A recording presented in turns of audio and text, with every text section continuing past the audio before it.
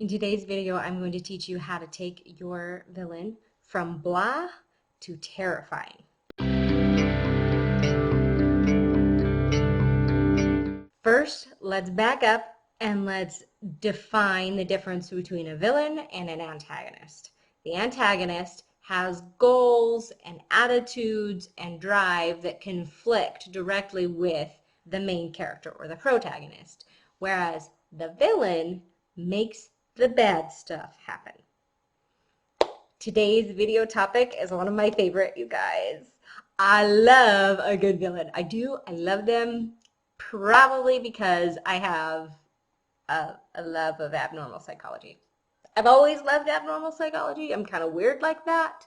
Uh, yeah, I'm kind of weird like that. It's okay. I can admit it. It's right. You can admit it nicely. You can admit it nicely. Um, anyway, so how do you make your villain masterful? How do you make him not boring and blah? How do you make him feel real? Well, the answer is multifaceted, but I'm going to go with just two main things. So the first one is their motivations. What drives them? What gets them up? What is their goal? Because everyone is the hero of their own story, which means that they think they're right. They don't think they're the villain most of the time.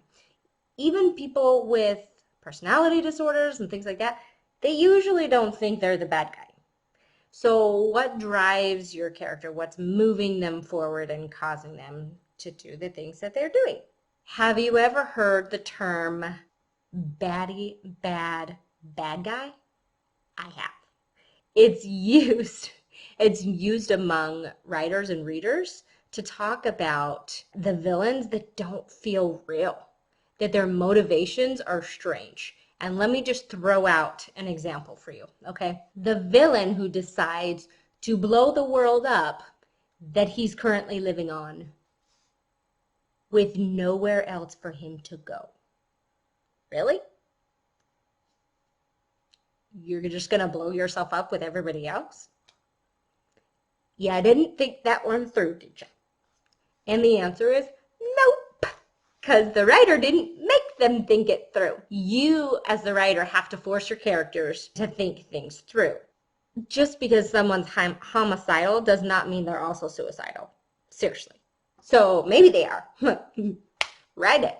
Sure, go ahead. But the baddie bad guy is the stereotype for villains because it is what a lot of writers do. They just blanket put a bad guy in there and give him a job and say go at it, but they don't really think about why he's doing it or what makes him who he is.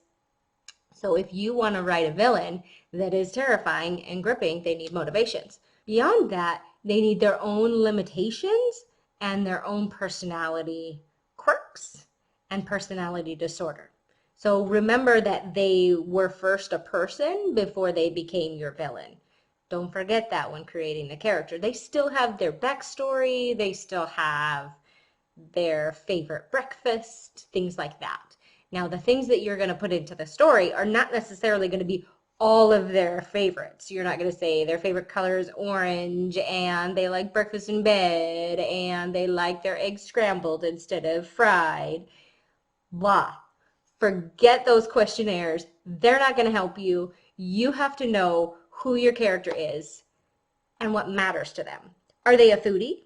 If they are a food snob, then they might very much care about their breakfast. If they are a chef, they might care about their breakfast, right? They might care very much about the ingredients. If they are just some Joe Schmo, or if they're, let's just say they're an ironsmith. I have no idea why I came up with that example, but let's go with it. They probably aren't going to care about their breakfast, right? So these 1,000 questionnaires, ignore them. They're a waste of your time.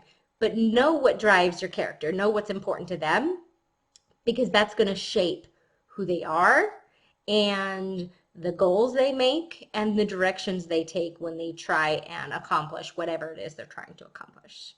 So I'm really excited look at your characters, double check their motivations, double check what you've included with your villains, and stick around because I'm going to create a video on the dark triad and how to use the dark triad as a writer. And I'm so excited. And when I've got it, I will link it for you.